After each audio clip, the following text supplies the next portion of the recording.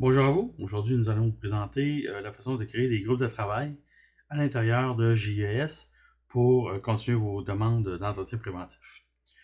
Donc, ici, lorsque vous êtes à la paramétrisation de tout cela, dans le fond, je suis déjà à l'intérieur de JES. Donc, vous avez tout simplement besoin d'aller au niveau d'administration, des ressources et groupes de personnes. Lorsque vous arrivez au niveau des groupes de personnes, on peut voir les groupes de personnes, il y en a déjà plusieurs qui sont créés. Mais si vous n'en aviez pas eu créé, vous pouvez tout simplement créer en créant un nouveau groupe de personnes. Et ça sert vraiment à définir chacun des employés dans quel groupe ils vont être, quel rôle qu'ils vont utiliser. Donc, cette partie-là est assez simple. Dans un premier exemple, je vais créer un groupe test pour notre exemple ici. Donc, si mon groupe de travail va être test, tout simplement, ici. Et mon site, oui, bien entendu, c'est mon centre de service scolaire sur El Tracy. Donc, lorsque j'enregistre, je reviens à l'affichage en ligne. Mon groupe, il est maintenant créé. Si je ne le vois pas ici, ce que je vais faire tout simplement, je vais actualiser ma page et mon groupe, il est créé. Qu'est-ce que j'ai à faire par la suite? On va aller voir les autres qui sont créés dans les zones menuisiers.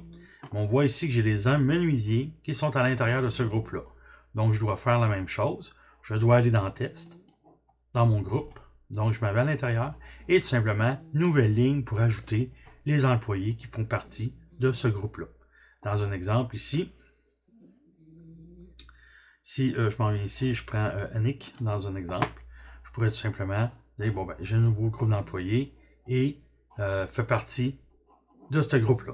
C'est tout, c'est pas plus compliqué que ça. Et la séquence, c'est une séquence qu'on met de façon manuelle, bien important. Si vous avez 6 employés, par défaut, il ne va pas dire 7. C'est à vous d'aller écrire 7 dans cet exemple-là. Donc, si je vais retourner à la liste, je ne vais pas enregistrer, bien entendu.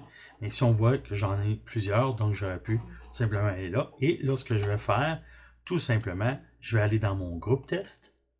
Et la partie de gauche, supprimer le groupe de personnes. Et je vais supprimer ce groupe pour pas éviter qu'il y ait d'erreurs à l'intérieur de JES. Voilà, c'est tout. C'était la façon de créer des groupes à l'intérieur de JES. Merci beaucoup et à une prochaine vidéo.